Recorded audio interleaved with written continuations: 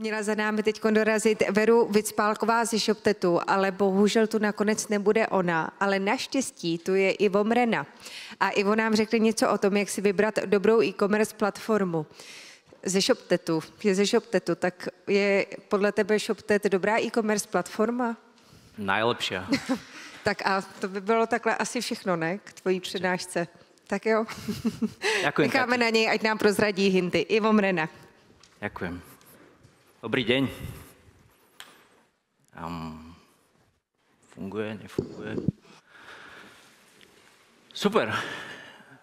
Úplne na úvod, prosím vás pekne, ja by som vám povedal také 3 dôležité veci a moc sa vám omlouvám za svoj slovenský jazyk. Mám ho taký slovensko-český, žijem v Prahe už veľmi dlho a je to fakt to není dobrý. Ale není to také hrozné, jak niektorí ako politici českí. A druhá vec, moc sa omlouvám, nemal som tu dneska byť ja, ale ja som taká krízovka, ak nemáte speakera, dajte tam Iva, on sa proste rád strapňuje. Takže bohužiaľ som tu zase ja. A tretia vec, teraz som zabudol úplne, čo bola tá tretia, ale jo, prosím vás, keď som nervózny, tak proste vtipkujem a možno to fakt není vtipné, jo, takže je mi to líto. Dobre, my sme si pre vás pripravili prezentáciu s názvom Jak správna e-commerce platforma mení pravidlá hry. Trošku je to zavadzajúce, ja by som dneska rád hovoril o case study Rituals. Rituals určite všetci poznáte. Dúfam, že poznáte aj mňa. Ak nie, moje meno je Ivo Mrena, ja som CMO ShopTetu.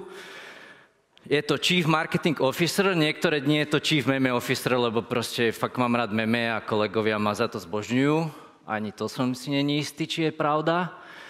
A prosím vás pekne, toto je strašne dôležitá vec. Je tu niekto, kto nepozná ShopTet? Môžete prosím zdvihnúť ruku?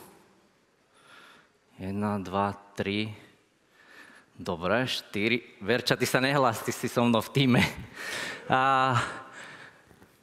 Tak, to je brutál, pretože ja som sa včera stavil so šéfom, že ak to bude do 10 ľudí, tak mi zvýši výplatu. Takže ďakujem veľmi pekne, žena už s tým počíta, že si kúpi kabelku alebo čo. Tak, ShopTet. Dúfam, že už ste o ňom počuli, 44 000 e-shopov, viac ako 44 000. Jo, ja mám ešte tu na prezentáciu.